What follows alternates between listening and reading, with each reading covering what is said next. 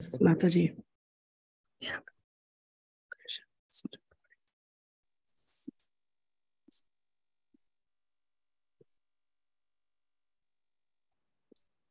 హరే కృష్ణ.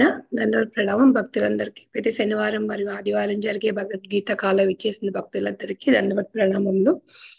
ఈ రోజు కమల ఏకాదశి, భక్తులందరికీ శుభాకాంక్షలు, ఏకాదశి శుభాకాంక్షలు. ఈ రోజు మన మధ్యన కీర్తిరాజు ప్రభుజీ గారు ఉన్నారు. దండవత్ ప్రణామం ప్రభుజీ. All glories to Srila Prabhupada and Gurudev. Hare Krishna. ప్రభుజీ గారు ఈ రోజు 15వ భగవద్గీత 15వ అధ్యాయము 12, 13 శ్లోకాలు వివరించడానికి వచ్చారు. హరే కృష్ణ ప్రభుజీ. మీరు చిన్న కీర్తనతో ఈ రోజు కాలం స్టార్ట్ చేయొచ్చు ప్రభుజీ. ధన్యవాదాలు.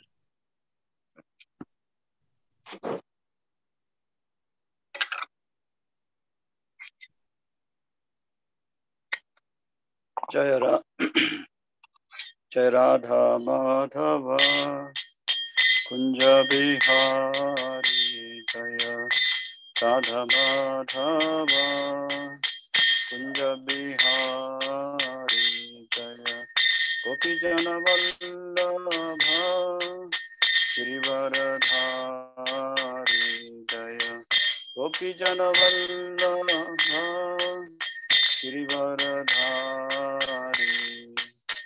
यशोदनंदन ब्रज जनरंजन, यशोदनंदन ब्रज जनरंजन, यमुना तीरा वनचारी, यमुना तीरा वनचारी, जय जय राधा माधव कुंज बिहारी, जय श्री कृष्ण चैतन्य प्रभु नित्यानंद,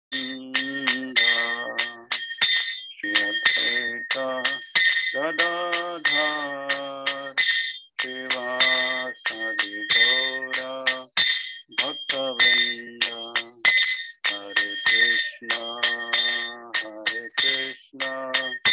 कृष्णा कृष्णा हरे हरे, हरे राम राम राम हरे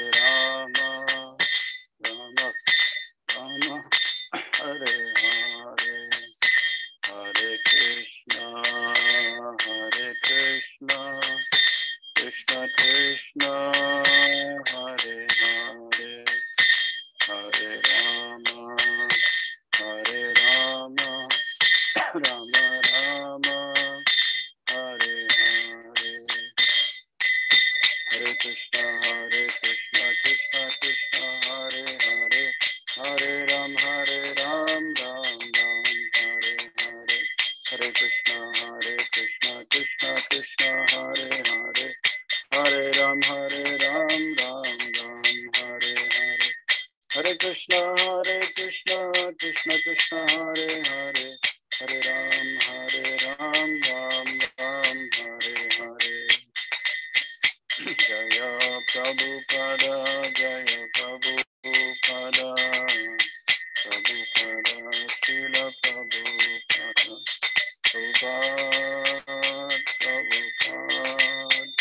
प्रभुपाद जय जय प्रभुपाद।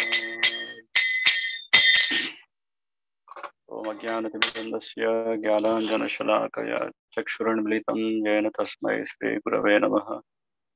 श्रीचैतन्यमनोभीष्टं स्थापितं येन भूतले स्वयं रूप कदा मह्यं ददाति स्वपदान्तिकं। वन्देऽहं श्रीगुरु श्रीयुतापदकमलं श्रीगुरून् वैष्णवांश्च श्रीरूपं साग्रजातं सहगण रघुनाथान्वितं त्वं सजीवं साद्वैतं सावधूतं परिजनसहितं कृष्णचैतन्यदेवं श्रीराधाकृष्णपादान् सहगण ललिता श्रीविशाखान्वितांश्च।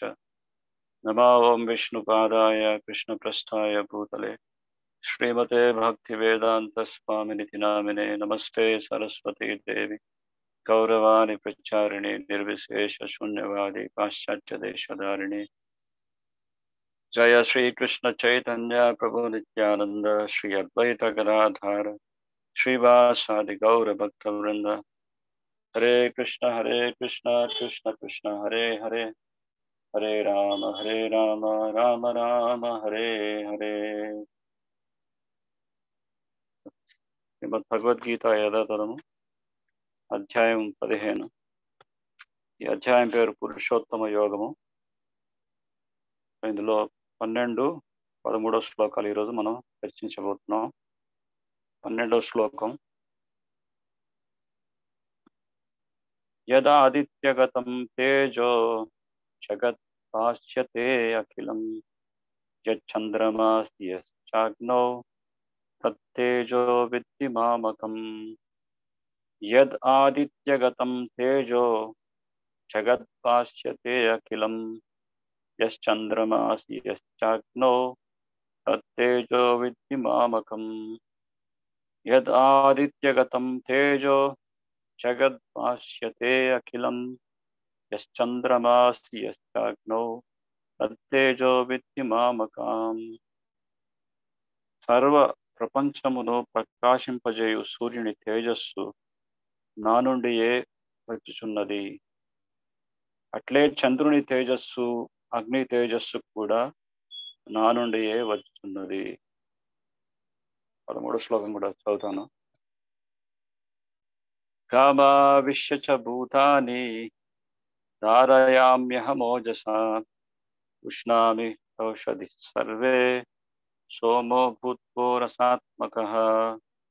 గామావిశ్య చ భూతాని ధారయామ్యహమోజసా ఉష్ణామి ఔషధి సర్వే సోమో భూత్వో రసాత్మకః.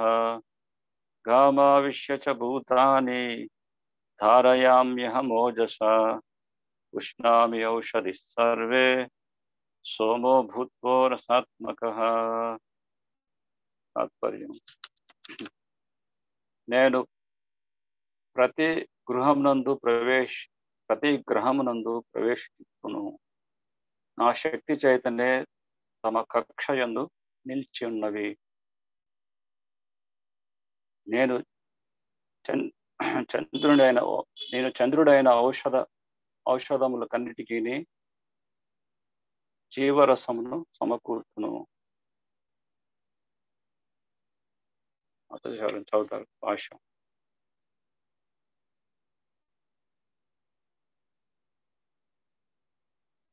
హరే కృష్ణ. భక్తులలో ఎవరైనా భాష్యం చదువుతారా? మాతాజీ హ్యాండ్ రైజ్ చేయండి. యా వాసవి మాతాజీ చదవండి. మాతాజీ. హరే కృష్ణ మాతాజీ. హరే కృష్ణ. మందబుద్ధులు ఏది ఏ విధముగా జరుగుచున్నదో అవగాహన చేసుకొనజాలరు.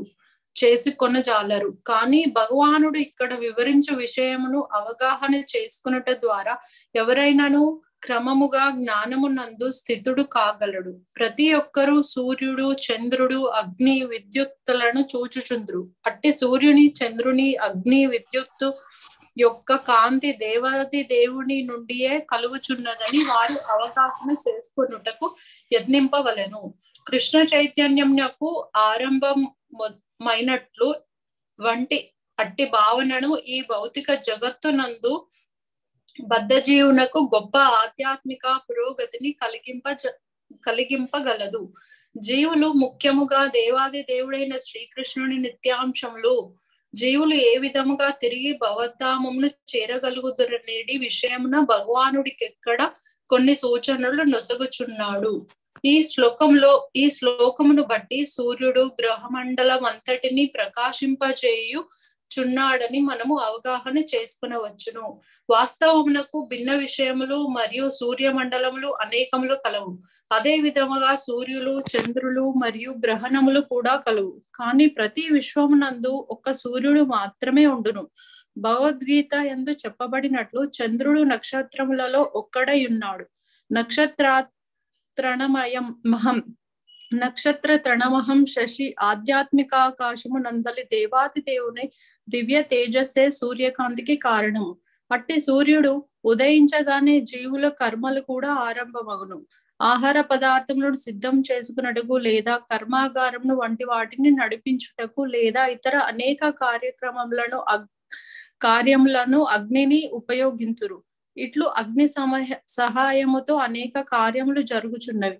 కనుకనే సూర్యోదయము అగ్ని చంద్రకాంతులనున్నవి జీవులకు మిక్కిలి ఆహ్లాదకములై యుండును. ఏ జీవియు ఎట్టి తోడ్పాటు లేకుండా మనుగడను కొనసాగింపలేడు. కనుక ఎవరైనాను సూర్యుని, చంద్రుని, అగ్ని యొక్క తేజో వైభవములు దేవాది దేవుడైన శ్రీకృష్ణుని నుండి ఉద్భవించుచున్నావని మానవుడు ఎరగగలిగినచో వారి యందు కృష్ణ చైతన్యమును ఆరంభమగును. ఆహ్లాదకరమైన ఔషధులన్నీ చంద్రకాంతి చేతనే పోషింపబడుచున్నవి. దేవాది దేవుడైన శ్రీకృష్ణుని కృప చేతనే తాము జీవించుచున్నామనియు అట్టి ఆహ్లాదకరమైన చంద్రకాంతిని అనుభవించు ప్రతి ఒక్కరూను సులభముగా అవగాహన చేసుకొనగలుగుదురు. భగవానుని కృప లేనిదే సూర్యుడు కాని, చంద్రుడు కాని, అగ్ని కాని ఉండజాలు, మరియు వాటి సహాయము లేకుండా ఎవరునూ జీవింపజాలరు.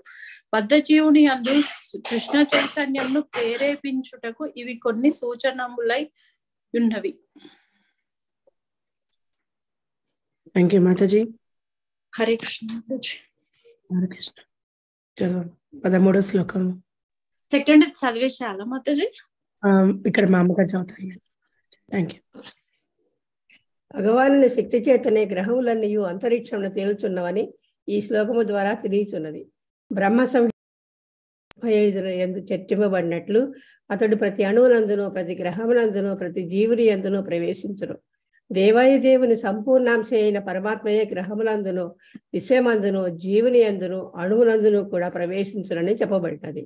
అతని ప్రవేశము వలన సర్వము తగిన రీతిన వ్యక్తమవుతున్నది.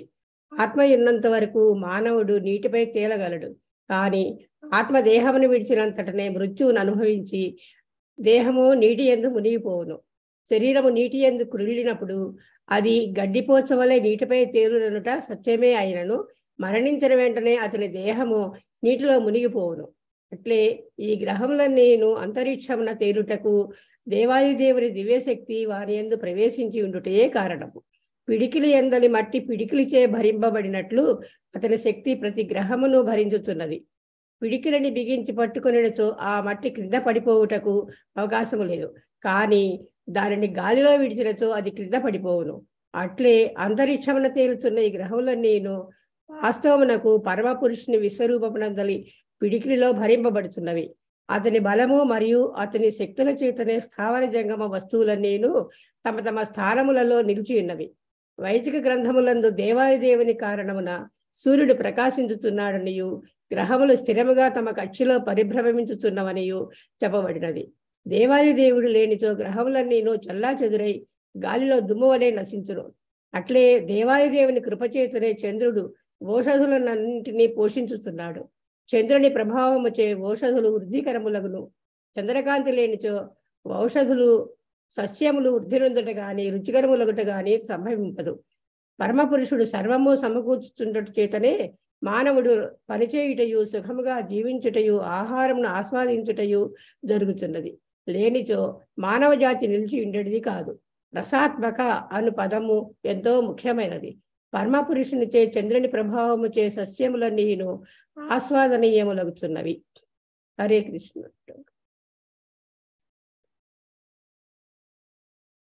హరే కృష్ణ ప్రభుజీ.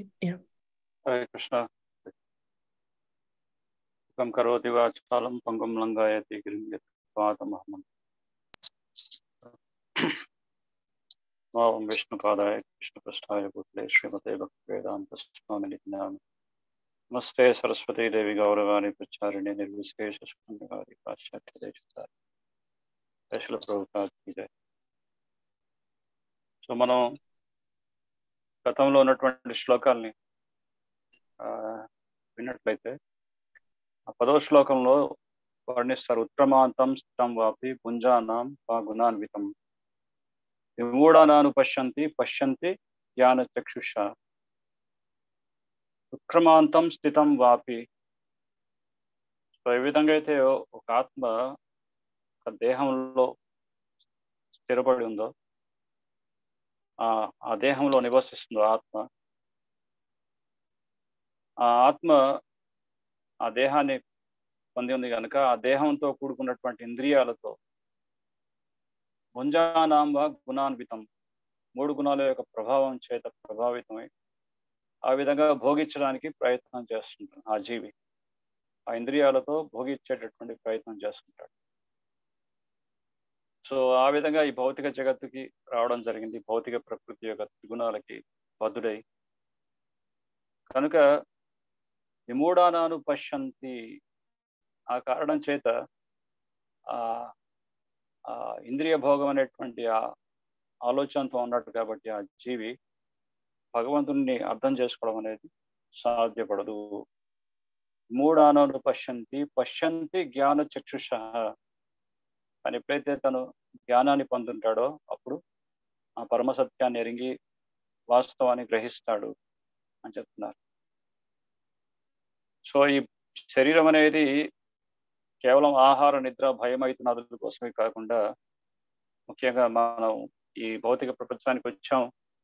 ఈ భౌతిక జగత్తు యొక్క నిర్మాణం ఎందుకు జరిగింది అంటే అది మనం భోగించేటటువంటి ప్రవృత్తి మనలో ఉంది కాబట్టి భౌతిక జగత్తు యొక్క నిర్మాణం జరిగింది. కృష్ణ బహిర్ముఖ జీవ భోగ వాంఛాకురే, కృష్ణుడి నుంచి మోహం చాటేసి భోగించాలనేటువంటి ప్రవృత్తితో ఉన్నటువంటి జీవుల కోసమే ఈ భౌతిక జగత్తు యొక్క నిర్మాణం భగవంతుడు చేసి ఉన్నాడు. సో ఎప్పటి వరకైతే ఆ ప్రవృత్తి మన మనసులో ఉంటుందో అప్పటిదాకా మనం ఈ భౌతిక జగత్తులో ఉండాల్సిందే. కానీ భోగించే ప్రయత్నంలో ఎప్పుడైతే విఫలం అవుతామో అప్పుడు ఎప్పుడైతే సాక్షాత్కారం కలుగుతుందో ఇక్కడ సుఖం అనేది లేదు, ఇది కేవలం దుఃఖాలయం అని, అప్పుడు బయటపడే మార్గాన్ని మనం వెతుకుంటాం. అదే మోక్ష మార్గం. ఆ మోక్ష మార్గాన్ని అదేవిధంగా భోగించడానికి మనం చేసేటటువంటి ప్రయత్నాలకు కావాల్సినటువంటి ఏర్పాటుని ఈ రెండింటినీ కూడా భగవంతుడు మన కోసం చేసి ఉన్నాడు. సో ఈ భౌతిక జగత్తు యొక్క నిర్మాణం ఎందుకంటే మనం భగవంతుడి నుంచి భిన్నంగా ఉంటూ వేరుగా ఉంటూ ఆనందాన్ని అనుభవించాలనుకున్నాం కాబట్టి ఈ భౌతిక జగత్తు. మన తప్పు ఎప్పుడైతే మనం తెలుసుకుంటామో మళ్ళీ తిరిగి వెళ్ళడానికి ఆయన మనకి మోక్ష మార్గాన్ని కూడా రెండు కూడా ఆయన మనకి ఆ జ్ఞానాన్ని మనకి ఇచ్చారు. సో ఆ భగవంతుడు ఈ సృష్టిని అంతటిని కూడా ఏర్పాటు చేసి ఆయన ఆ జీవులు అనేటువంటి ప్రతి జీవి భగవంతుడి యొక్క సంతానమైనటువంటి కారణం చేత వాళ్ళు దుఃఖించడం అనేది భగవంతుడికి ఇష్టం లేదు. సో ఏ విధంగా అయితే తండ్రి వారి యొక్క సంతానం వారి యొక్క పిల్లలు బాధపడుతుంటే తండ్రికి కూడా బాధ ఉంటుంది. సో ఆ కారణం చేత భగవంతుడు మనకి కావాల్సినటువంటి ఏర్పాట్లు కూడా చేశారు. మనం భగవంతుడిని విడిచిపెట్టి వచ్చాం అయినప్పటికీ కూడా ఆయన మనం ఇంకా పట్టించుకుంటూనే ఉంటున్నాడు ఈ రోజుకి కూడా. ఆయన సృష్టి స్థితి ప్రళయ అంటే సృష్టిని సృష్టించాడు.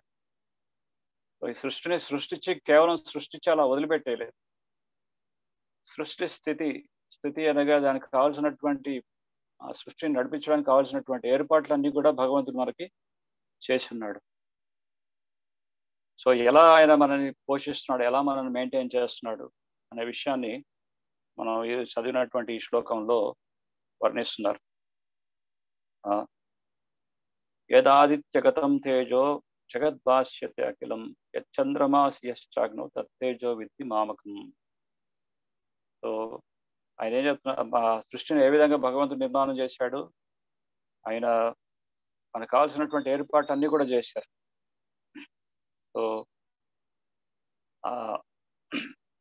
సో భగవంతుడు ఆయన ఏం చెప్తున్నారంటే ఈ సూర్యరశ్మి ఏదైతే ఉందో సూర్యరశ్మి సూర్యుడి నుంచి వచ్చేటటువంటి ఉష్ణము వేడి అది ఆ సూర్యుడికి ప్రసాదించినటువంటి వాడు నేనే దానికి మూలము అని చెప్తున్నారు.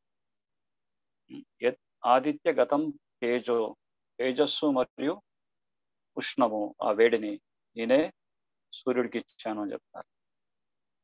అలాగే జగద్భాష్యతే అఖిలం, మొత్తం ఈ జగత్తు ఈ సమస్త జగత్తుకంతా కూడా సూర్యుడు తన యొక్క తేజస్సుని తన యొక్క కాంతిని పంచుతున్నాడు. అటువంటి ఈ సమస్త జగత్తుకి మొత్తం అంటే జగత్ అంటే కేవలం మన యొక్క భూమండలమే కాదు, మొత్తం ఈ సోలార్ సిస్టమ్, మొత్తం ఇక్కడ ఉన్నటువంటి అన్ని గ్రహాలకి, మొత్తం ఈ సూర్యమండలానికి అంతటికీ కూడా కేవలం ఒక్క సూర్యుడు మాత్రమే తన యొక్క సూర్యకాంతిని పంచుతున్నాడు. సో మనం ప్రతి ఒక్క బ్రహ్మాండానికి ఒక సూర్యమండలం ఉంటుంది. ప్రభుపాదులు ఇక్కడ తాత్పర్యంలో వర్ణిస్తారు, ఒక్కొక్క సూర్యమండలానికి ఒక్కొక్క సూర్యుడు, అంటే ఒక్కొక్క విశ్వానికి ఒక్కొక్క సూర్యుడు ఉన్నాడు. ప్రతి ఒక్క విశ్వానికి ఒక సూర్యుడు ఉన్నాడు. ఆ విశ్వం అంతా కూడా మొత్తం ఆ సోలార్ సిస్టమ్ అంతా కూడా ఆయన అన్ని గ్రహాలన్నిటికీ కూడా ఒక సూర్యుడు మాత్రమే తన సూర్యరశ్మిని పంచుతున్నాడు. సో యద్ ఆదిత్యగతం తేజో యద్ భాష్యతే అఖిలం. సో కృష్ణుడు వీటికి మూలము, నేనే మూలం అని చెప్తున్నాడు. సో ఆ విధంగా శ్రీకృష్ణుడి నుంచి సమస్తము ఉద్భవించింది, అంతా సమస్తం అన్నిటికీ మూలం కృష్ణుడి నుంచే ఉద్భవిస్తుంది అని ఎప్పుడైతే ఎవరైతే గుర్తిస్తారో వారి బుద్ధిమంతులు. తాత్పర్యంగా ప్రభుపాదులు వారు అంటున్నారు, మందబుద్ధులు శరీరం నందు పరిస్థితులు ఎట్లు జరుగుతున్నావో అవగాహన చేసుకొనజాలరు. అంటే వారి శరీరంలో వాళ్ళు మాట్లాడగలుగుతున్నారు, వాళ్ళు తినగలుగుతున్నారు, అన్ని కార్యకలాపాల్లో నిమగ్నం అవ్వగలుగుతున్నారంటే శరీరంలో ఆత్మ ఉంది కాబట్టి వాళ్ళు ఇవన్నీ చేసుకోగలుగుతున్నారు. కానీ ఆ ఆత్మ యొక్క ఉనికిని అర్థం చేసుకోలేరు కాబట్టి అర్థం చేసుకోనటువంటి వారిని వాళ్ళని మందబుద్ధులు అంటున్నారు. కానీ ఎవరైతే బుద్ధిమంతులు ఉంటారో, అంటే జ్ఞానవంతులు ఉంటారో, వారికి తెలుసు ఈ శరీరం అనేది కూడా నడుస్తుంది. ఎలా అంటే మనం కార్యకలాపాలు చేయగలుగుతున్నాం ఎందుకు అంటే ఇందులో ఆత్మ అనేది ఉంది కాబట్టి. అదేవిధంగా ఇక్కడ యస్ చంద్రమాసి యస్ చాగ్నౌ తత్తేజో విద్ధి మావకం శ్లోకంలో చంద్రుని గురించి కూడా వర్ణిస్తున్నారు. చంద్రుడు చంద్రరశ్మి నుంచి, చంద్రుడి యొక్క చంద్రరశ్మి ఎంతో చల్లదనాన్ని మనకి చేకూరుస్తుంది. అటువంటి చంద్రరశ్మికి కూడా ఆ చంద్రుడికి నేనే ప్రసాదించాను అని భగవంతుడు కృష్ణుడు చెప్తున్నాడు. ఆ చంద్రరశ్మికి కూడా మూలం నేనే అని భగవంతుడు సూచిస్తున్నారు. అలాగే యస్ చంద్రమాసి యస్ చాగ్నౌ అగ్ని, సో అగ్నికి ఆ దహింపవేయబడేటటువంటి ఆ శక్తిని కూడా నేనే ప్రసాదించాను అని భగవంతుడు అగ్ని గురించి కూడా, అగ్ని కూడా మూలం నేనే అని చెప్పి సూచిస్తున్నారు. సో ప్రభుపాదుల వారి ఇక్కడ తాత్పర్యంలో సూర్యుడు, చంద్రుడు మరియు అగ్ని వీటన్నిటికీ మూలం కృష్ణుడే అని స్పష్టంగా ఈ శ్లోకంలో నిర్ధారిస్తున్నారు. కేవలం ఈ మూడు విషయాలు, సూర్యుడికి, చంద్రుడికి మరియు అగ్నికి మూలము కృష్ణుడే అని ఎప్పుడైతే అర్థం చేసుకుంటారో, ఆ అర్థం చేసుకున్నప్పటి నుంచే వాళ్ళు కృష్ణ చైతన్యంలో ప్రగతి సాధించడం అనేది ప్రారంభిస్తారు. చాలా మటుకు ఎంతో మందికి వీటన్నిటికీ మూలం ఏంటో తెలియదు. వాళ్ళు చేసే పరిశోధనల ద్వారా, ఎక్స్పెరిమెంటల్ నాలెడ్జ్ ద్వారా వాళ్ళు అర్థం చేసుకోవాలనుకుంటున్నారు. కానీ ఇది ఎక్స్పెరిమెంట్ చేసి తెలుసుకోవాల్సినటువంటి జ్ఞానం కాదు. మనకి ఎంతో అమూల్యమైనటువంటి ఒక అద్భుతమైనటువంటి భగవద్గీత, భగవంతుడు స్వయంగా పలికినటువంటి ఆ భగవద్గీత శ్రవణం చేయడం వల్ల ఈ జ్ఞానం అనేది అవగతం అవుతుంది. అంతేగాని నేను ప్రయోగం చేస్తాను వీటికి మూలం ఏంటి అని చెప్పేసి మనం మన యొక్క లౌకిక పాండిత్యంతో, లౌకిక శక్తి సామర్థ్యాలతో పరిశోధనలు చేసి తెలుసుకునేటటువంటి విషయం అయితే కాదు. సో భగవద్గీతలో ఇక్కడ స్పష్టంగా భగవంతుడు చెప్తున్నాడు, వీటన్నిటికీ మూలం నేనే, వీటి శక్తిని నేనే ప్రసాదిస్తున్నాను. సో ఈ విషయాన్ని ఎవరైతే గ్రహిస్తారో ఆ బుద్ధిమంతుడు, ఆయన కృష్ణ చైతన్యంలో ప్రగతి సాధిస్తాడు. వాటన్నిటినీ మనం సృష్టించలేదు, వాటిని భగవంతుడు సృష్టించాడు. అయితే ఎక్కడో ఫ్యాక్టరీ నుంచి మనకి కంపెనీ వాడు మనకు సప్లై చేయట్లేదు. భగవంతుడి యొక్క ప్రకృతి నుంచి మనకి అవన్నీ కూడా మనకి సదుపాయాలు అనేవి చేకూర్చబడుతున్నాయి. వాటి యొక్క ప్రయోజనాన్ని మనం ఆస్వాదిస్తున్నాం. వీటిని గుర్తించినటువంటి వాడు బుద్ధిమంతుడు. సో ప్రభుపాదులు తాత్పర్యం రాస్తున్నారు ఇక్కడ చాలా ముఖ్యమైన విషయం. సూర్యుడు ఉదయించగానే మానవుల కార్యకలాపములు ఆరంభమగును. సూర్యోదయంతో మన కార్యకలాపాలన్నీ కూడా ప్రారంభమవుతాయి. ఒక్కసారి మనం ఊహించుకున్నాం అనుకోండి, సూర్యుడు ఉదయించలేదంటే ఆ చీకట్లో ఉన్నప్పుడు మనం ఏమీ చేయలేము. సూర్యకాంతి సూర్యరశ్మి లేనప్పుడు ఏ పని కూడా మనం చేయలేము. ఈవెన్ మన కళ్ళున్నా ప్రభుపాదులు వారు అంటారు, what is the use of your eyes, there is no sunlight. Even మన కళ్ళు ఉన్నప్పటికీ కూడా సూర్యరశ్మి లేకపోతే ఎటువంటి ప్రయోజనం లేదు, మనం చూడలేం. సూర్యుడు యొక్క కాంతి అంతటా వ్యాప్తి చెందినప్పుడే మన కళ్ళకు ఒక ప్రయోజనం అంటూ ఉంది. లేకపోతే మన కళ్ళున్నా ఎటువంటి ప్రయోజనం లేదు. సో ఆ విధంగా సూర్యకాంతి వల్ల మనకి ఎన్నో ప్రయోజనాలు ఉన్నాయి. సూర్యరశ్మి భూమండలం పడడం మీద వ్యాప్తి చెందడం తోటి భూమి అంతా కూడా పవిత్రం అవుతుంది. ఏదైనా ప్రదేశం కలుషితమైనటువంటి ప్రదేశం ఉంటే ఆ ప్రదేశాన్ని శుద్ధి చేసేది సూర్యరశ్మి ద్వారానే.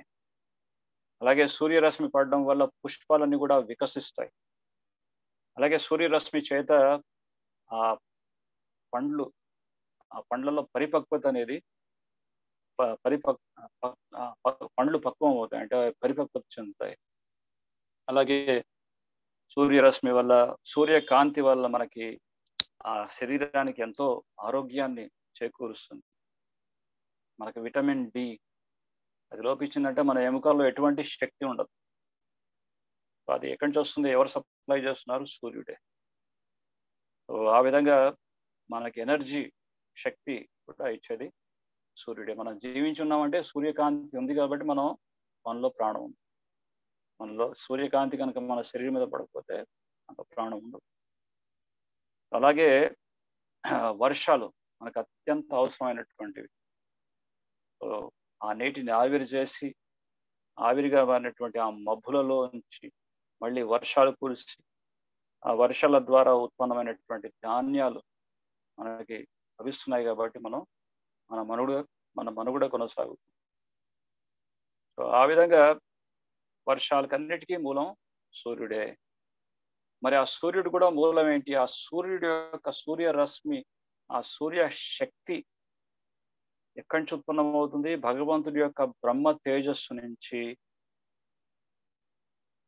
భగవంతుడి యొక్క బ్రహ్మ తేజస్సు నుంచి కేవలం ఒకటే ఒక కిరణం ఆ సూర్యుడు స్వీకరించి మొత్తం విశ్వాన్నంతా కూడా ప్రకాశవంతంగా చేస్తున్నాడు. అటువంటి ఆ సూర్యుడు ఎవరు ఆజ్ఞానుసారంగా కార్యాలు చేస్తున్నారు? యశ్చక్షురేషు సవితా సకల గ్రహాణం రాజా సమస్త సురమూర్తిరశేష తేజ యస్యాజ్ఞయా భ్రమతి సంవృత కాల చక్రో గోవిందం ఆది పురుషం తమహం భజామి. యశ్చక్షురేషు సవిత. సో ఈ సూర్యుడు ఎవరు? భగవంతుడు ఎప్పుడైతే తన యొక్క విరాట రూపాన్ని ప్రదర్శిస్తారో అప్పుడు ఈ సూర్యచంద్రులు భగవంతుడి యొక్క నేత్రములుగా దర్శింపజేస్తాడు భగవంతుడు. అటువంటి చక్షువులు అంటే భగవంతుడి యొక్క విరాట రూపంలో ఉన్నటువంటి నేత్రములు సూర్యచంద్రుడు. సవిత. సో భగవంతుడు సూర్యుడికి ఇంకొక పేరు సవిత. యశ్చక్షురేషు సవిత సకల గ్రహాణం. అన్ని గ్రహాలకి గ్రహాధిపతి.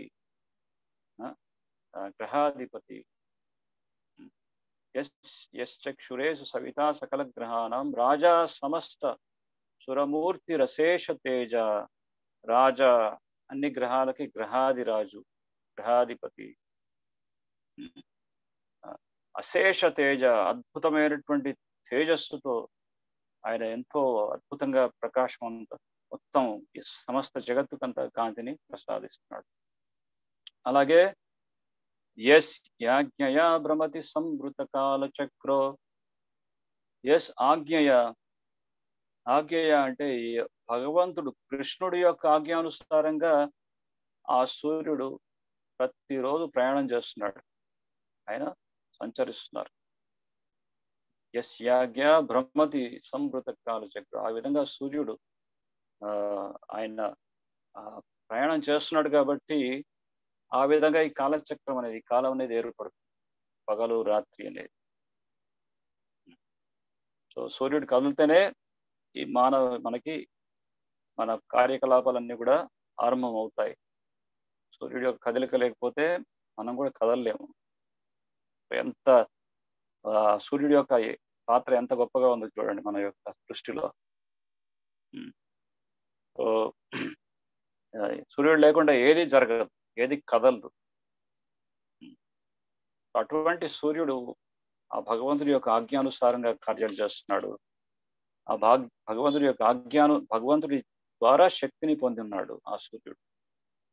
సో ఈరోజు మేమంతా స్వతంత్రంగా, శాస్త్రజ్ఞులు అనుకుంటారు మేమంతా కూడా స్వతంత్రులు అని. కానీ మనం ఇంకా భగవంతుడి యొక్క ఏర్పాటుని, మనం ఇంకా ఇంద్రియాలు భోగించాలన్నా కూడా భగవంతుడి మీద ఆధారపడాల్సిందే. భగవంతుని ఆధారం చేసుకోకపోతే ఇంద్రియ భోగం కూడా చేయలేదు జీవు. మనకు కావాల్సినటువంటి మంచి చక్కటి పదార్థాలు మనం భుజించాలనుకుంటే అది భగవంతుడు ఏర్పాటు చేయడం వల్లనే మనం సంతృప్తిగా భోజనం చేయవచ్చు. ఒక సైంటిస్ట్ ఏం తయారు చేస్తాడు? ఒక బియ్యం గింజ తయారు చేయగలడా? ఈ మధ్యకాలంలో వింటాం వాళ్ళు ప్లాస్టిక్ తో రైస్ తయారు చేస్తున్నారు చైనా వాళ్ళు.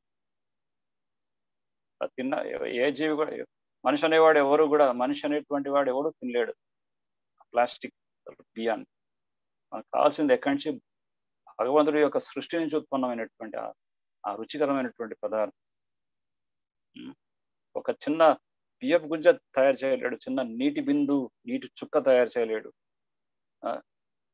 ఏది తయారు చేయలేడు మనిషి. అది భగవంతుడు మన కోసం ఏర్పాటు చేసినటువంటి ప్రత్యేకమైనటువంటి పదార్థాలు. భగవంతుడు ఆ జీవి పట్ల భగవంతుడికి ఎంత ప్రేమ ఉంది అనేది మనం గ్రహించవచ్చు. ఎప్పుడైతే దాన్ని గుర్తిస్తామో అప్పుడు భగవంతుడికి మనం తప్పకుండా శరణాగతి అవుతాం. అంటే మన కృష్ణ చైతన్యంలో మనం అభివృద్ధి సాధిస్తాం. అదేవిధంగా ఇక్కడ తర్వాత తాత్పర్యంలో ప్రభుపాదులో చెప్తున్నారు, ఇక్కడ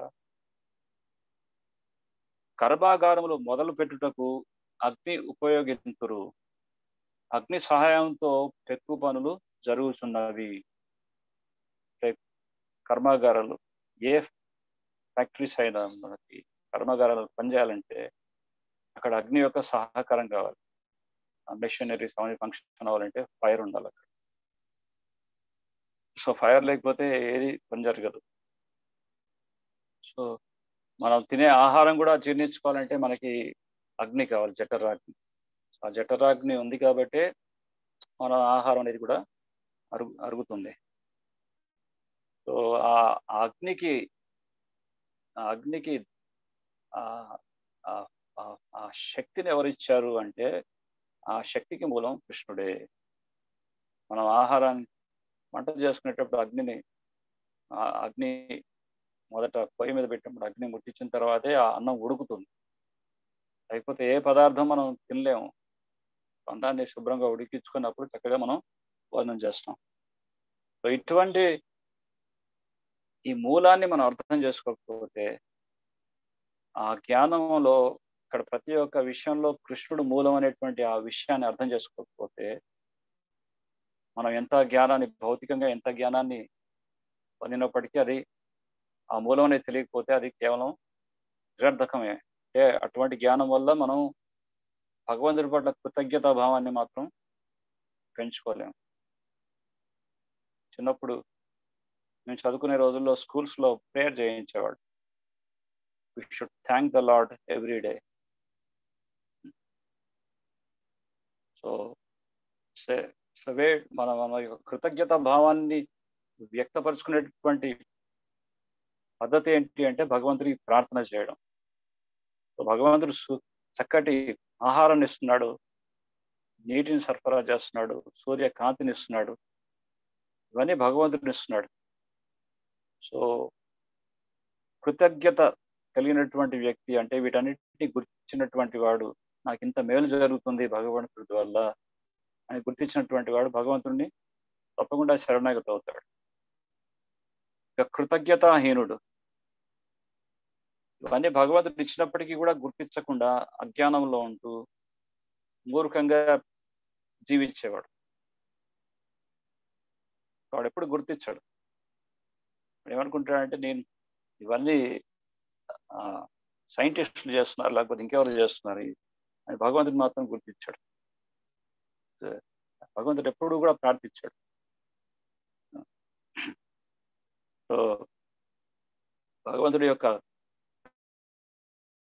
ప్రేమ అనేది మనకి ఈ విధంగా కనపడుతుంది. అలాగే ఇక్కడ ఇంకో విషయం చెప్తున్నారు, యశ్చంద్రమాసి యశ్చాగ్నో తత్తేజో విద్ధి మామకం. యశ్చంద్రమాసి అంటే ఆ చంద్రుని యొక్క చల్లని కాంతి చేత ఈ కూరగాయల్లో అన్నిట్లో వాటిలో పోషణ అనేది లభిస్తుంది. చంద్ర కాంతి, ఆ చంద్రకాంతి కనుక లేకపోతే ఆ కూరల్లో కానీ ఆ చెట్లలో కానీ వాటికి పోషణ లభించదు. There is no growth in the plants and vegetation. చంద్రకాంతి చాలా అవసరం. అల్టిమేట్లీ ఇక్కడ ప్రభుపాదులు వారు ఏం చెప్తున్నారంటే భగవంతుడి యొక్క అనుగ్రహం లేకుండా సూర్యుడి కానీ చంద్రుడి కానీ అగ్ని కానీ ఉండజాలవు. అలాగే వీటి యొక్క సహాయం లేకుండా ఎవరు మనిషి అనేటువంటి వాడు జీవించడం అనేది సాధ్యపడదు అని చెప్తున్నారు. సో ఇది 12వ శ్లోకంలో మనం గ్రహింపదగినటువంటి విషయాలు. ఇప్పుడు 13వ శ్లోకంలో చెప్తున్న విషయాలు ఏంటంటే గామావిష్యచ్చి భూతాని.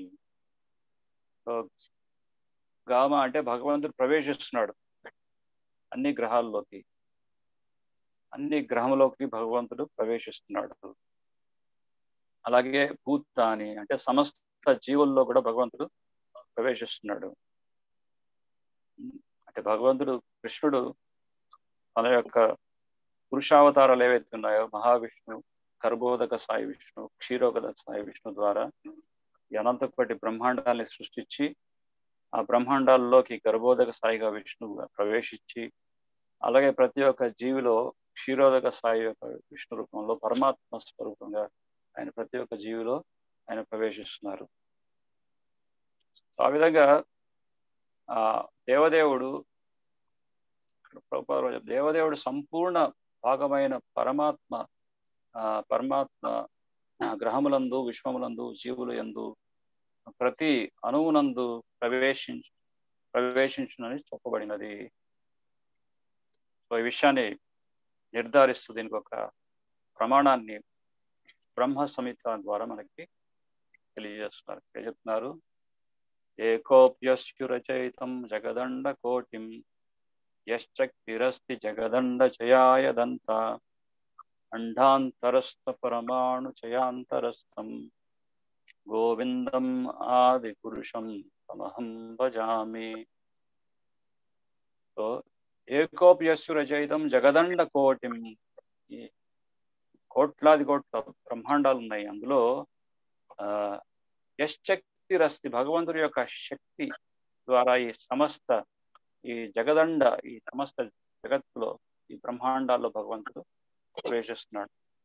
అండాంతరస్థ పరమాణు అంటే ఈ బ్రహ్మాండాల్లో మరియు అణువులో కూడా ఆ పరమాణువులు కూడా ఆటమ్స్ లో కూడా ప్రతి ఒక్క ఆటంలో కూడా భగవంతుడు ప్రవేశిస్తున్నాడు. అది భగవంతుడి యొక్క శక్తి. ఈజ్ ఆమ్నిపొటెంట్, సర్వశక్తిమంతుడు.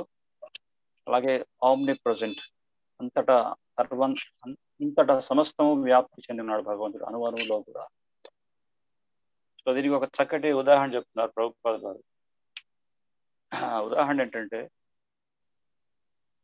ఈ దేహంలో ఆత్మ ఉన్నంత వరకు, ఈ దేహంలో ఆత్మ ఉంది కాబట్టి జీవుడు నీటిపైన తేలగలుగుతాడు. మనం నీటిలో ఉన్నప్పుడు ఈదుతూ వెళ్తుంటాం, శరీరంలో ఆత్మను జీవించి ఉన్నాం కాబట్టి. కానీ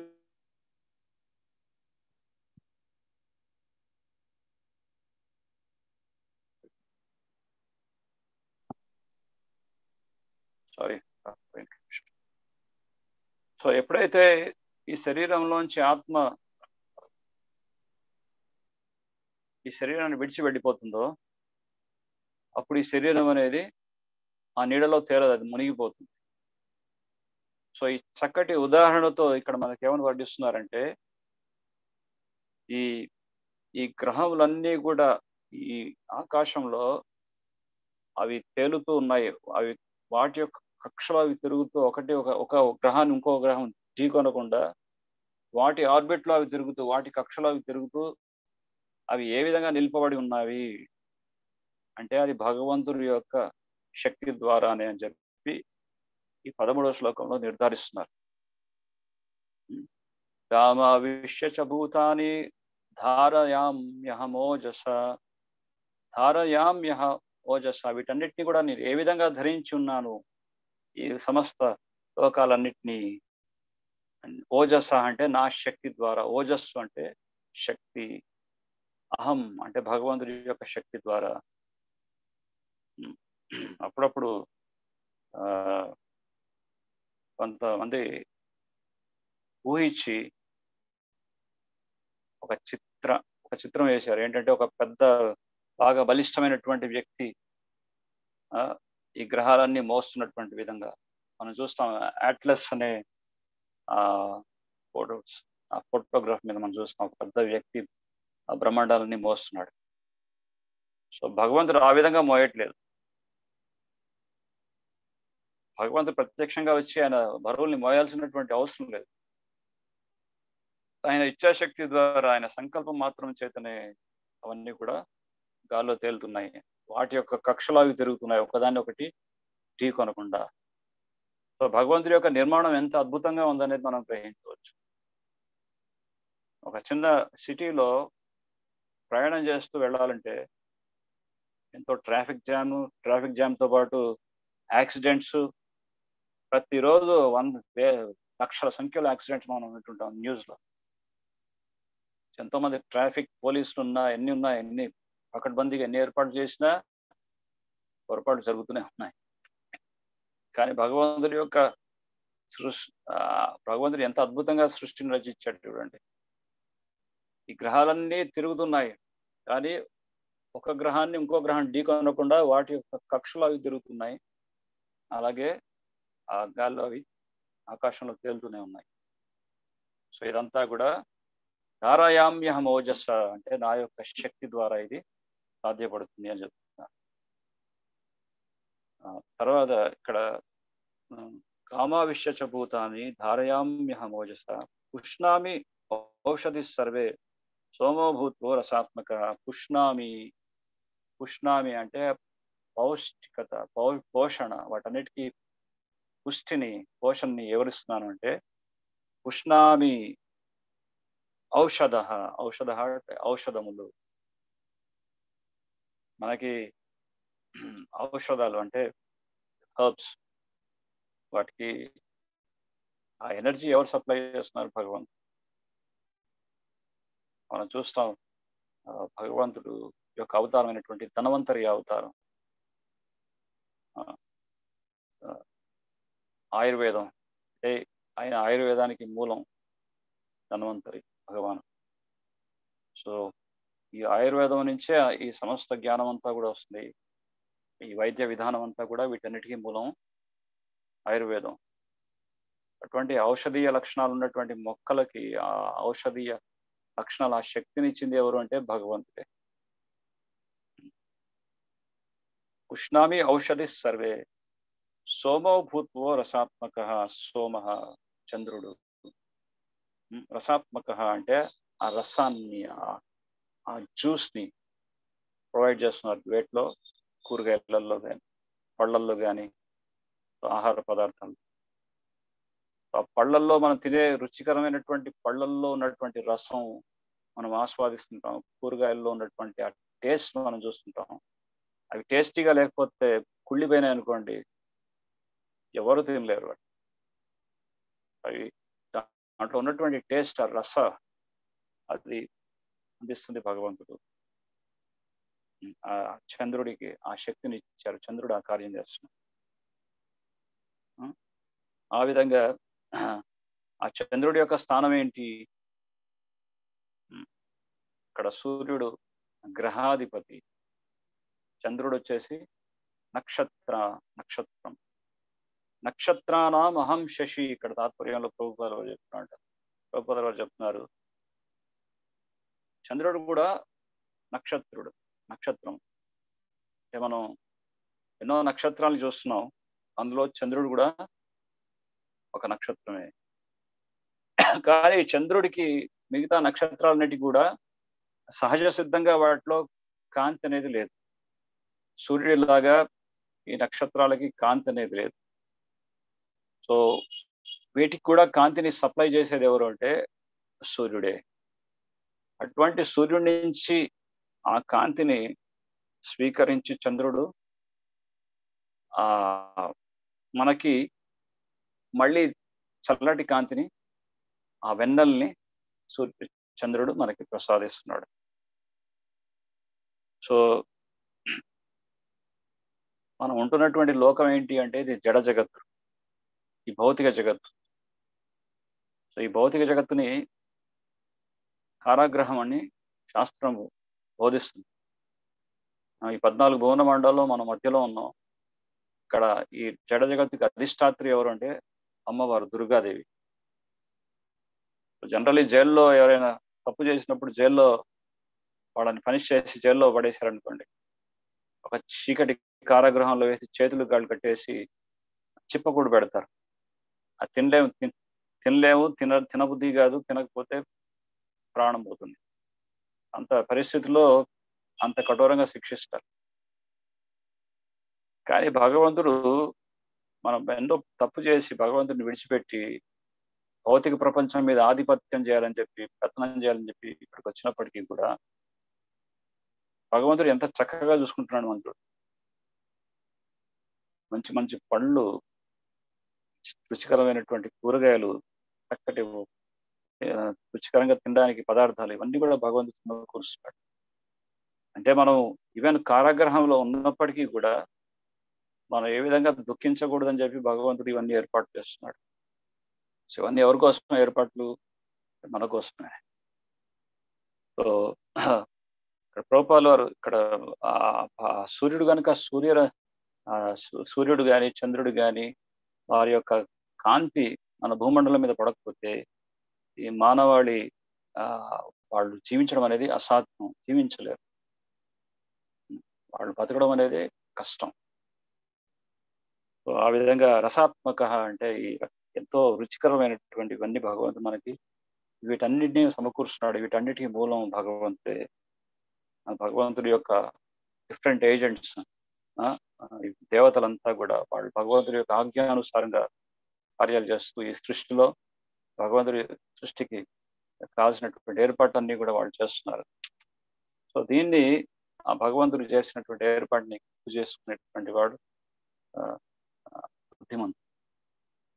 కానీ ఆ బుద్ధిహీనుడు, బుద్ధి లేనటువంటి వాడు మాత్రం ఎప్పటికీ గుర్తించడు. అందుకే విమూఢా నాను పశ్యంతి జ్ఞానచక్షుష అన్నారు. మూఢత్వంతో ఉన్నటువంటి వాడు నాను పశ్యంతి, నన్ను ఎప్పుడు కూడా తెలుసుకోలేడు. పశ్యంతి జ్ఞానచక్షుష అంటే ఆ జ్ఞానమైనటువంటి చక్షువులుతో ఉన్నటువంటి వాడు, అంటే ఆ జ్ఞానాన్ని గ్రహించినటువంటి వాడు మాత్రమే నన్ను అర్థం చేసుకుంటాడు. అందుకే భగవద్గీత జ్ఞానం అనేది ప్రతి ఒక్కరికి అందజేయాల్సినటువంటి బాధ్యత అందరి చాలా ముఖ్యం. ఉన్నటువంటి విద్యా విధానంలో కూడా విద్యార్థులకి కేవలం భౌతికమైనటువంటి విద్య, ఈ సోలార్ సిస్టమ్ గురించి, ఈ గ్రహాల గురించి, వీటి గురించి చెప్పడమే కాకుండా వాటన్నిటికీ మూలం ఎవరనేటువంటి విషయం కూడా చెప్తే అప్పుడు ఆ జ్ఞానాన్ని భగవంతుడి యొక్క కృప ఎంత గొప్పదని గుర్తిస్తారు.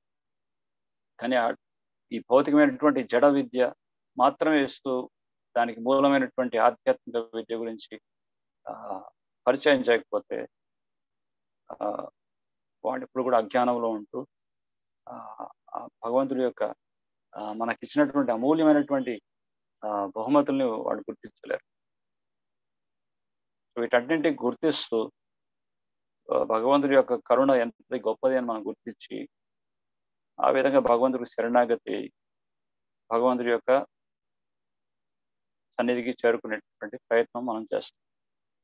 అది గుర్తించినంత వరకు శరణాగతి అవ్వాలనేటువంటి భావన మనసులో ఉత్పన్నమవుతుంది. సో అందుకే ఈ అమూల్యమైనటువంటి సాహిత్యాన్ని, ఈ భగవద్గీతని ప్రతిరోజు పారాయణం చేయాలి, ప్రతిరోజు చదవాలి.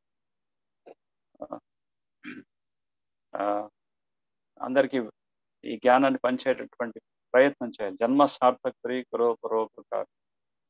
ముఖ్యంగా భారతదేశంలో జన్మించినటువంటి వారు వాళ్ళ జన్మని సార్థకం చేసుకుంటూ ఇతరులకి ఈ జ్ఞానాన్ని పంచే ప్రయత్నం చేయాలి. ఇక్కడ ప్రభుపాదుల వారు 12వ శ్లోకం ఆఖరిలో చెప్తున్నారు, బద్ధజీవుని యందు కృష్ణ చైతన్యం ప్రేరేపించుటకు ఇవి కొన్ని సూచనలు అని చెప్తున్నారు. సో ఇవి ఆ బద్ధజీవి ఎప్పుడు కూడా ఆ బద్ధావస్థలోనే ఉండి అలాగే రకరకాల జన్మలు నానా కష్టాలు పడకుండా ఉండడానికి ఇక్కడ మనకు ఒక సూచనలు ఇస్తున్నారు. వీటిని రియలైజ్ చేయడానికి భగవంతుని ప్రత్యక్షంగా ఈ నేత్రాలతో చూడట్లేదు, భగవంతుడు చూడట్లేదు కాబట్టి నమ్మము. నువ్వు భగవంతుని చూడట్లేదంటే కనీసం భగవంతుడి యొక్క శక్తిని గుర్తించు. ఆ సూర్యుడిని చూస్తున్నావు కదా ప్రతిరోజు, సూర్యోదయాన్ని అనుభూతి చెందుతున్నావు కదా, చంద్రుడిని చూస్తున్నావుగా, నక్షత్రాన్ని చూస్తున్నావుగా, అవి ఎలా కార్యాలు చేస్తున్నాయి గుర్తిస్తున్నావుగా. ఆ విధంగా భగవంతుడి యొక్క ఉనికిని గుర్తించండి. ఏదో భగవంతుడు నేను చూడలేదు కాబట్టి నేను నమ్మను. What is your qualification? నువ్వు చూడనంత మాత్రం భగవంతుడు కనపడకపోయేసరికి, నువ్వు నమ్మకపోయేసరికి భగవంతుడు లేకుండా ఉంటాడా? భగవంతుడి యొక్క ఉనికిని, భగవంతుడి యొక్క సృష్టి ఎంత అద్భుతంగా నిర్మాణం చేస్తున్నాడు అనే దాన్ని చూసి భగవంతుడి యొక్క అస్తిత్వాన్ని గుర్తించవచ్చు. తెలివిగల వాడు గుర్తిస్తాడు. ఇన్ని లోకాలు ఉన్నాయో, ఇన్ని గ్రహాలు ఉన్నాయో, వాటి కక్షలు అవి తిరుగుతున్నాయి కానీ ఒకదాని ఒకటి ఎప్పుడు ఢీకొనట్లేదు. భగవంతుడి యొక్క ఏర్పాటు ఎంత గొప్పగా ఉంటాడు. బ్యూటిఫుల్ క్రియేషన్ భగవంతుడి యొక్క సృష్టి ఎంత గొప్ప. గుర్తించిన రోజు తప్పకుండా భగవంతుడి శరణాగతి అవుతారు. అది గుర్తించినంత వరకు అదే విధంగా అజ్ఞానంలో ఉండిపోతుంది.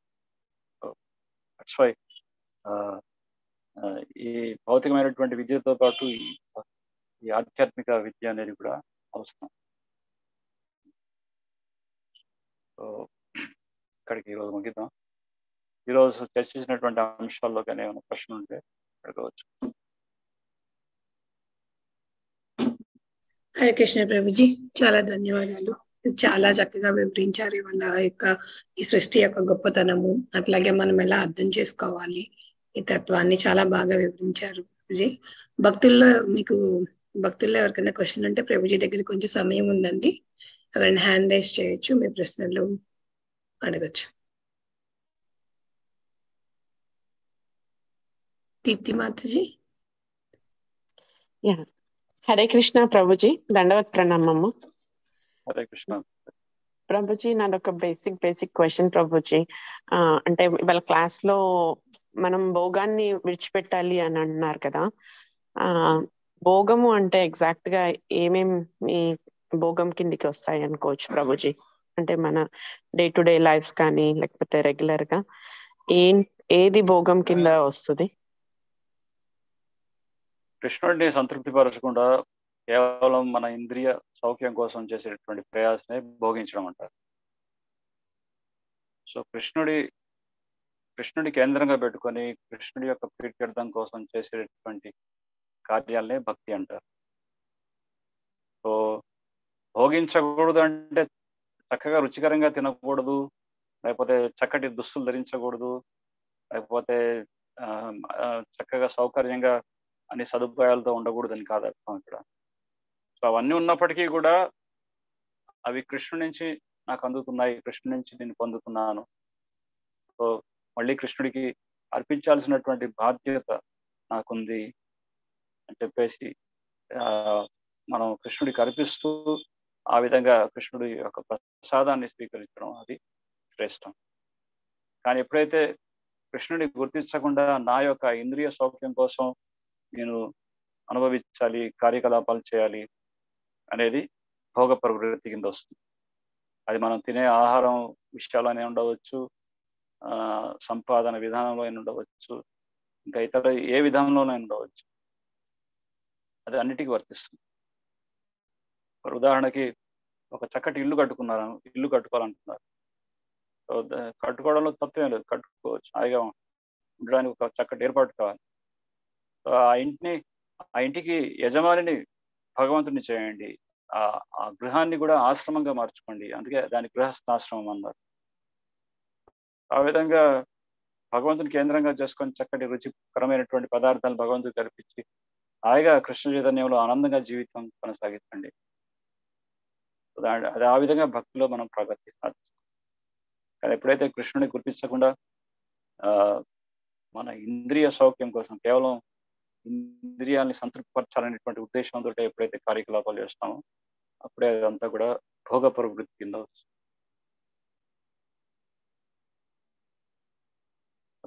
ఆన్సర్.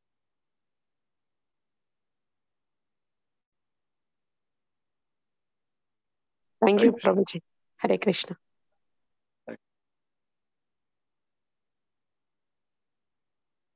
ఇంకా భక్తుల్లో ఎవరికైనా ప్రశ్నలు ఉన్నాయా? మాతాజీ సెంటర్.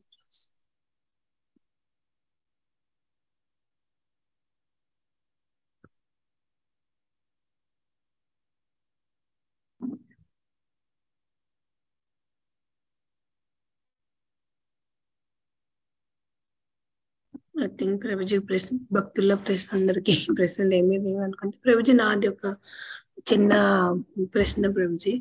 సో మనకి మీరు అన్నారు కదా, భోగాలు మనం ఓన్లీ ఇంద్రియ తృప్తి కోసం చేయకూడదు, ఓన్లీ భగవంతుని కోసం చేయాలి.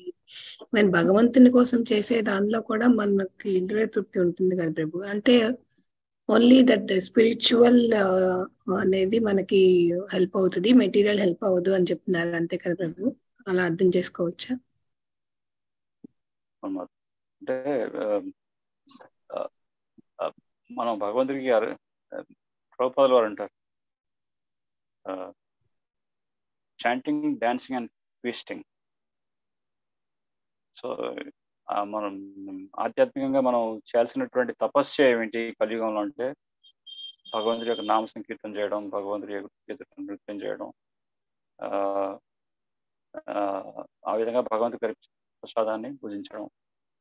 సో కేవలం భగవంతుడికి అర్పించినటువంటి ప్రసాదాన్ని పూజించడం వల్ల కూడా మనం ఆధ్యాత్మిక ప్రగతి సాధిస్తాం. ఆ విధంగా మనకి వీఆర్ స్పిరిచువలైజింగ్, అంటే ఆధ్యాత్మికంగా మనం ఎదుగుతున్నాం. సో మీరు చెప్పిన పాయింట్ కరెక్ట్. భౌతికంగా మనం ఇంద్రియ సౌఖ్యాన్ని విడిచిపెట్టి ఆధ్యాత్మికంగా మనం ఆనందాన్ని పొందుతాం. Thank you Prabhuji.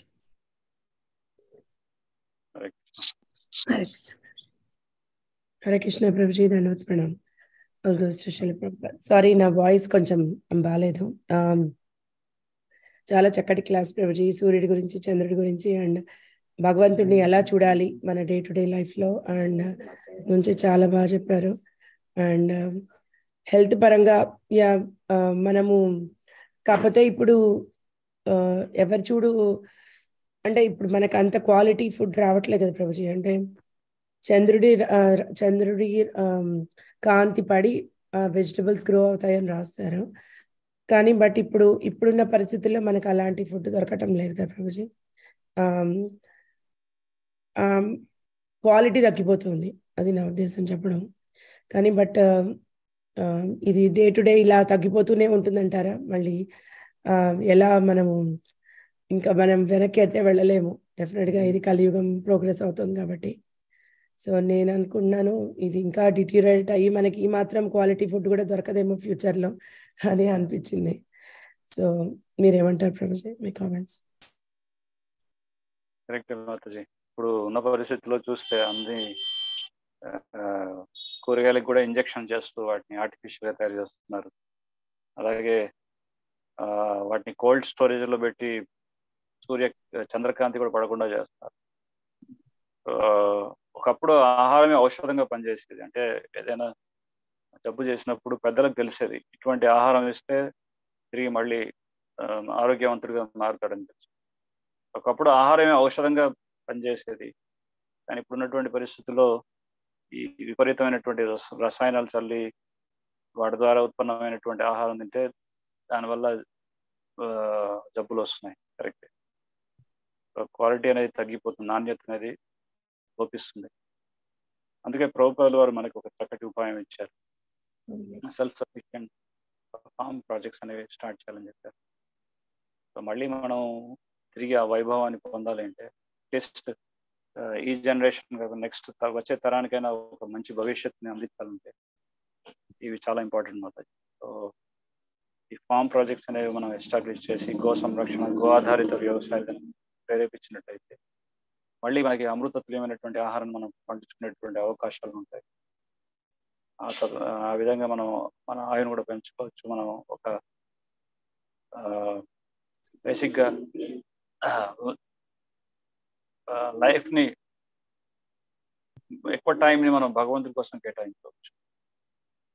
So form ప్రాజెక్ట్స్లో ఏంటంటే మనం వింటాం చైతన్య మహాప్రభు యొక్క పాస్ట్ టైమ్స్లో చైతన్య మహాప్రభుతో పాటు వాళ్ళ యొక్క అసోసియేట్స్ ఎవరైతే ఉన్నారో 6 months వాళ్ళు వ్యవసాయం చేసుకునేవారు. మిగతా 6 months అంతా కూడా చైతన్య మహాప్రభుతో యాత్రలు ఉండేవారు. జగన్నాథపురి యాత్ర అని అటని. వాళ్ళకి అంత టైం ఉంది. ఎందుకంటే వాళ్ళు వ్యవసాయాన్ని ముఖ్య వ్యాపకంగా చేసుకున్నారు.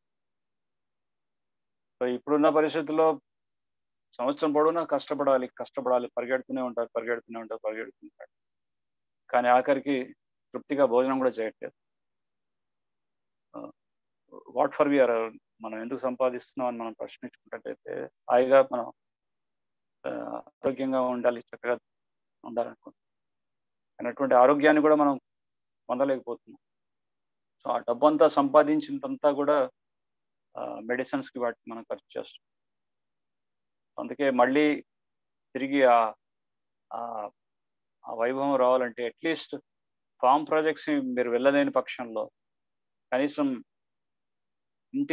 ఇంటి దగ్గర గార్డెనింగ్ అయినా మీరు స్టార్ట్ చేసినట్టయితే, అంటే మొక్కలు నాటుకోవడం, కూరగాయలు, పండ్లు మీకు అందుబాటులో ఉంటాయి. అట్లీస్ట్ ప్లేస్ లేదు అంటే హైదరాబాద్లో అంటే పెద్ద పెద్ద సిటీస్లో ప్లేస్ కూడా ఉండట్లేదు. అందుకే కొంతమంది భక్తులు ఏం చేస్తున్నారంటే టెర్రస్ గార్డెనింగ్ అనేది స్టార్ట్ చేశారు. సో టెర్రస్ పైన మట్టి పోసేసి అక్కడ కొన్ని కూరగాయలు పండిస్తున్నారు, కొన్ని ఆకుకూరలు, చిన్న కూరగాయలు పండించుకుంటారు. అందులో చాలా సాటిస్ఫాక్షన్ ఉంటుంది. అట్లా మనం అట్లీస్ట్ మన సొంత ఆహార పదార్థాలు మనం పండించుకునే ప్రయత్నం చేసామనుకోండి, అప్పుడు మనకి ఆ బీజం నాటిన మచ్చే మనకి భక్తి ప్రారంభం అవుతుంది. ఇక్కడ మార్కెట్లో ఎవరో పండించి ఎవరో తీసుకొచ్చి అమ్మితే మనం కొని తీసుకొచ్చి భగవంతుడు కల్పించడం కంటే మన భక్తి అనేది బీజం అనేది నాటినప్పటి నుంచే భక్తి మనకి ప్రారంభం అవుతుంది. భగవంతుడి కోసం చేస్తున్నాం అనేటువంటి ఆలోచనతో ఆ బీజాన్ని వేస్తాం, దాన్ని నీరు పోస్తాం, దానికి నారు వేస్తాం, ఆ చెట్టును పెంచుతాం. ఆ చెట్టుకు పూసినటువంటి పూలు మనం కోసి ఆ భగవంతుడు కల్పించినప్పుడు అది ఎంతో మనకి సంతృప్తి, ఎంతో సాటిస్ఫాక్షన్ ఇస్తుంది. The whole activity becomes a devotional process. ఎవరో పండించారు, ఎవరో అమ్మారు మార్కెట్లో, ఎవరో అన్నారు, ఎవరు తీసుకొచ్చారు, మనం తీసుకొచ్చుకోగలిగే అంటే మనం పండించి చేసిన దాంట్లో చాలా సాటిస్ఫాక్షన్ ఉంటుంది. మనం భక్తిలో కూడా బాగా ఎదుగుతాం. అందుకే ప్రభుపాదులు వారు చాలా ఎంఫోసైజ్ చేశారు ఫార్మ్ ప్రాజెక్ట్. ఈ ఫార్మ్ ప్రాజెక్ట్స్ అనేవి చాలా అవసరం. అట్లీస్ట్ ఎవరైతే గృహస్థులు వాళ్ళు సిటీస్లో ఉంటూ ఫార్మ్స్లో వెళ్ళలేనప్పుడు కనీసం కొంత ల్యాండ్ అయినా పర్చేస్ చేసి వాళ్ళు రైతుల చేత పండించి అలా ఆర్గానిక్ ప్రొడక్ట్స్ అనేవి వాడడం అలా చేస్తే అట్లయినా వాళ్ళు హ్యాపీగా భగవంతుడికి ఒక నాణ్యమైనటువంటి పదార్థాన్ని అర్పించవచ్చు. ఆ రసాయనాలు చల్లి అదంతా చల్లి మనకు తెలుసు ఆ ఫుడ్లో క్వాలిటీ లేదని తెలుసు, అన్ని రసాయనాలు, కెమికల్స్ ఉన్నాయని తెలుసు. తీసుకెళ్ళి భగవంతుడికి అర్పించేటప్పుడు కూడా మన మనస్సాక్షి ఒప్పుకోదు.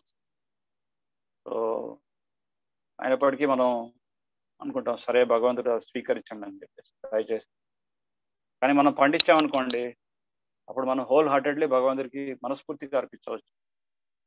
ఈ ఫుడ్ అనేది ఇంత క్వాలిటీ ఉంది, నేను కష్టపడ్డాను, దీంట్లో ఎటువంటి కెమికల్స్ లేవు, ప్యూర్ ఫుడ్. నేను భగవంతుడి కోసం ఆ విత్తనాన్ని నాటి భగవంతుడి సంతృప్తి కోసం పండించాలని చెప్పి మనం మనస్ఫూర్తిగా భగవంతుడు సాటిస్ఫాక్షన్ అయితే తప్పకుండా ఉంటుంది. అందుకే అట్లీస్ట్ మనం అంత దూరం వెళ్ళకపోయినప్పటికీ at least start from the basics అన్నమాట. అంటే ఇంట్లో కొంచెం ప్లేస్ ఉన్న కూరగాయలు నాటండి, పెంచండి, వాటి బిగించేయండి.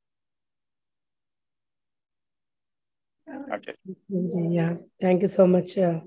యా డెఫినెట్ గా ప్రతి మా గురుమరాజు కూడా అదే ఎప్పుడు మా అందరికి సజెషన్ ఇస్తున్నారు, ఫార్మ్ కమ్యూనిటీస్ ఇంకా డెవలప్ చేయాలి అండ్ మీరు వెళ్ళి అక్కడ ఉండాలి అని.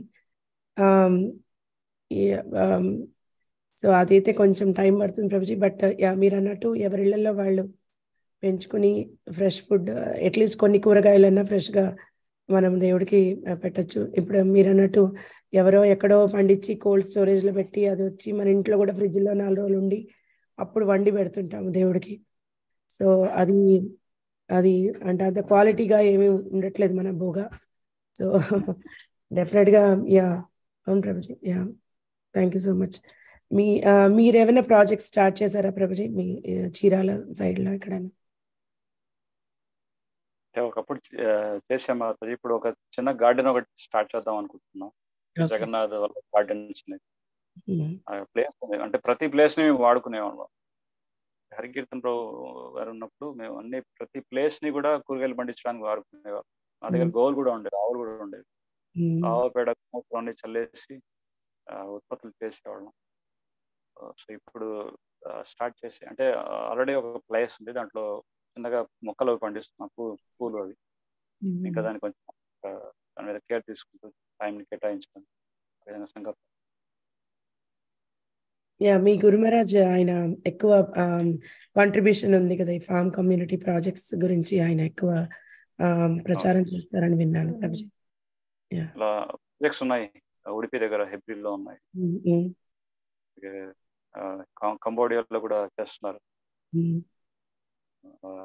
ఇక్కడ ఇండోనేషియాలో కూడా గీతానగరి అనే ఫార్మ్ ప్రాజెక్ట్ ఉంది, మాయపూర్లో రీసెంట్ గా స్టార్ట్ చేశారు. నైస్ ప్రభుజీ. ఈసారి మాయపూర్ వెళ్ళినప్పుడు విజిట్ చేస్తాం Prabhuji. Thank you so much. Hare Krishna.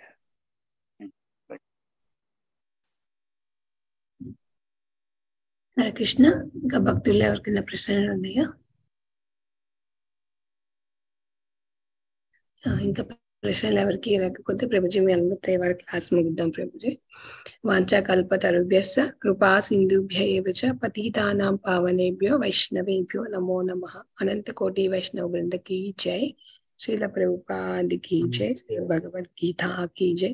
Grace కీర్తిదాస్ Prabhuji की जय. Thank you Prabhuji. మీరు మళ్ళీ మా క్లాస్ కి ఇలానే వచ్చి ప్రవచనం ఇవ్వాలని కోరుకుంటున్నాం ప్రభుజీ. థ్యాంక్ యూ, ధన్యవాదాలు. హరే కృష్ణ.